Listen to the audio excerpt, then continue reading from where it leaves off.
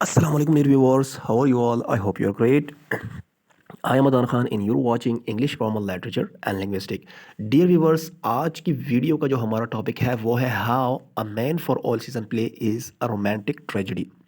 ठीक है, तो आज की वीडियो में हम इस क्वेश्चन को क्या करेंगे, डिस्कस करेंगे कि कैसे अ मैन फॉर ऑल सीजन जो प्ले है जो कि रॉबर्ट बेल्ट ने लिखा है, ठीक है, वो कैसे एक रोमांटिक ट्रेजेडी है।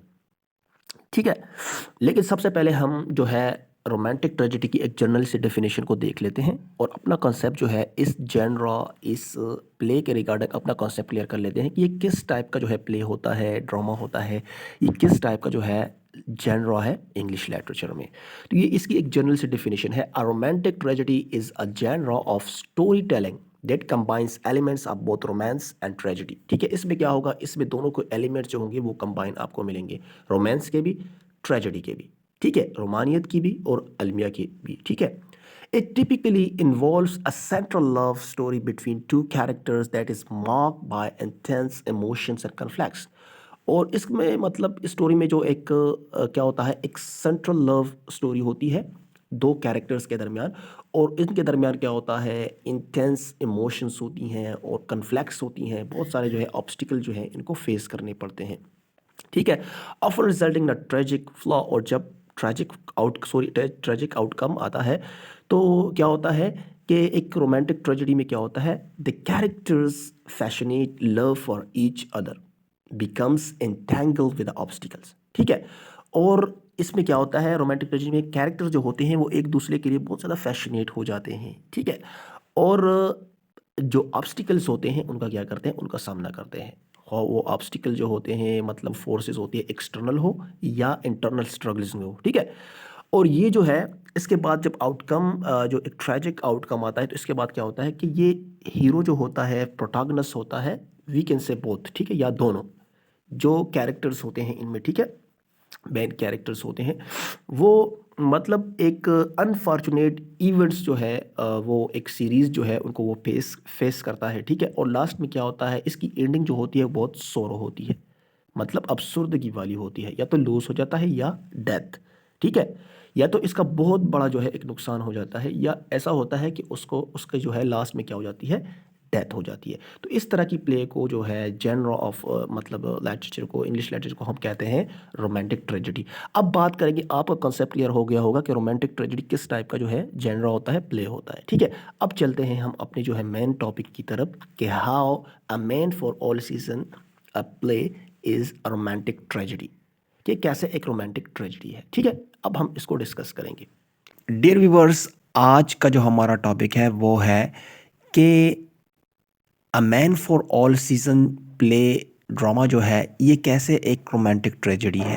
ठीक है, तो डियर व्यूअर, इसके ऊपर हमने जो है एक डिटेल वीडियो अपलोड की है इस जिसमें हमने इस प्ले को अच्छी तरह क्या किया है, डिस्कस किया है, इसको हमने समराइज़ किया है। ठीक है, और इस प्ले के हमने कैरेक्टराइजेशन उसमें भी किए हैं और इसके जो है प्रैक्टिकल एनालिसिस भी हमने की है। ठीक है, तो डियर व्यूअर्स, आज का जो हमारा टॉपिक जो है वो है कि कैसे ये जो प्ले है अ मैन फॉर ऑल सीजन जो कि रॉबर्ट बेल्ट ने लिखा है, ये कैसे एक रोमांटिक ट्रेजेडी है। ठीक है, तो आज हम इस क्वेश्चन का जो है आंसर देने की कोशिश करेंगे और ये एक हम जो है मुख्तसर वीडियो में हम इसको जो है कवर करेंगे। ठीक है, हम ज़्यादा डिटेल में नहीं जाएंगे। अच्छा dear viewers, a man for all season जो है ये रॉबर्ट बेल्ट का लिखा हुआ एक ड्रामा है, प्ले है, जो पहली बार 1960 में पेश किया गया था। ठीक है, इसको स्टेज पर परफॉर्म किया गया था।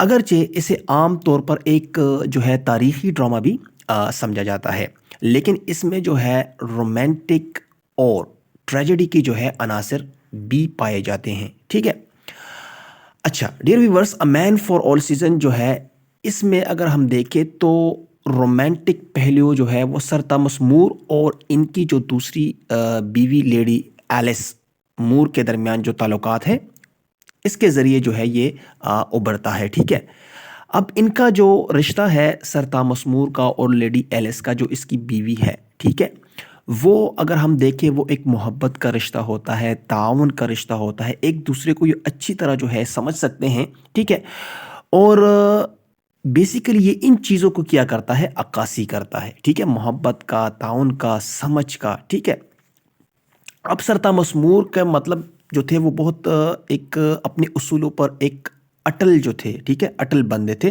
वो अपने उसूलों पर जो थे वो कायल थे और अपने उसूलों के खिलाफ कभी नहीं जाते थे, ठीक है।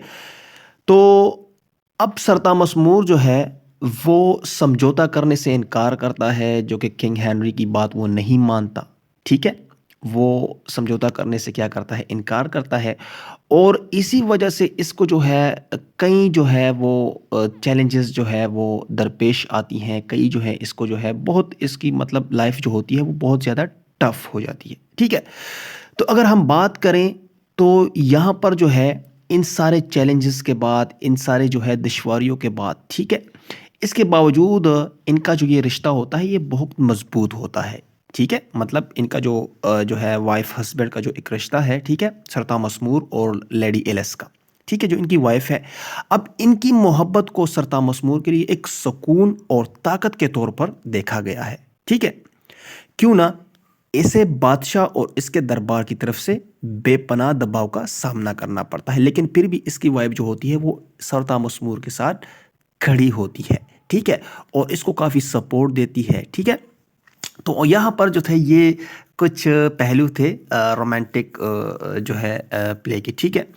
अगर हम बात करें इस ड्रामे को बिलाखिर एक ट्रेजेडी के तौर पर भी जो है देखा जा सकता है, क्योंकि बुनियादी तौर पर कैथोलिक चर्च से बादशाह हेनरी जो है वो अलहदगी और इसकी जो है मालिका कैथरीन से इसकी जो शादी की मनसूही के ख़िलाफ़ सर थॉमस मूर के अखलाकी मौक़िफ़ से मुतल्लिक वाक़यात की वजह से जैसे जैसे कहानी आगे बढ़ती है तो डियर व्यूअर्स मूर एक इंतहाई ही उसूली और साबित कदमी किरदार जो है, मतलब साबित कदम किरदार बन जाता है, ठीक है। वो अपने फैसले से बिल्कुल पीछे नहीं हटता और वो किंग की बात मतलब बादशाह की बात नहीं मानता। जो किंग हेनरी के इक़दामात की जो है वो तौसीक या हमायत करने को बिल्कुल राज़ी नहीं होता, ठीक है, और किंग की हमायत करने के लिए वो बिल्कुल तैयार नहीं होता। तो डियर व्यूअर्स, अब इस ड्रामे का जो है एक अलमनाक अंसर मूर के अखलाकी मौक़िफ़ और इस के वक़्त के जाबिराना सियासी माहौल के दरमियान जो एक कशमकश है इसमें जो है वो पड़ी हुई है, ठीक है। अब इसके जो साथी थे, ठीक है, मतलब इसके जो फ्रेंड्स थे या साथियों की जो तरफ से इसकी जी मतलब ज़हानत और दयानतदारी की वजह से जो है दिल गहराइयों से एहतराम के बावजूद मूर का हेनरी के इख्तियार को कबूल करने से इनकार कर देता है। बिलाखिर क्या होता है, मूर सर थॉमस मूर का जो है वो ज़वाल जो है वो ये चीज़ जो होती है, ये किंग की बात ना मानना, ठीक है, इससे इनकार करना, ये सर थॉमस मूर का जो है ज़वाल का बायस बनता है, ठीक है। और इससे क्या होता है, इसमें इसको जो है सर थॉमस मूर को कैद में डाला जाता है, ठीक है, इसको जो है जेल में बंद किया जाता है और एक नाकिस अदालती अमल का जो है निशाना बनाया जाता है, ठीक है। जैसे कि आजकल पाकिस्तान में आप देख सकते हैं कि हमारे अदालती निज़ाम जो है वो कैसे हैं, और बिलाखिर इसे फांसी जो है दे दी जाती है। तो अब मूर के दोस्तों और साथियों को दरपेश अखलाकी जो है महकमे की वजह से अब ट्रेजेडी जो है ये मज़ीद बढ़ जाती है, जिसमें रिचर्ड रिच भी शामिल हैं, जो ज़ाती फ़ायदे के लिए क्या करते हैं, मूर के एतमाद को धोखा देता है, ठीक है। ऐसे लोग होते हैं, आपने देखा होगा, जैसे कि जिससे कि नतीजे में मूर को सज़ा सुनाई जाती है। इस ड्रामे में ज़ाती ज़मीर और सियासी मसलहत के दरमियान तसादुम की तस्वीर कशी की गई है, ठीक है, जिसमें दिखाया गया है कि समाजी और सियासी दबाव का सामना करते हुए अफराद अपने उसूलों पर कायम रहना चाहिए, ठीक है। अगर उसूलों पर एक फ़र्द कायम हुआ, ठीक है, तो उसके साथ जो है क्या होता है, उसको इस चीज़ की जो है बारी कीमत अदा करनी होगी, ठीक है, और वो मतलब बारी कीमत अदा कर सकता है।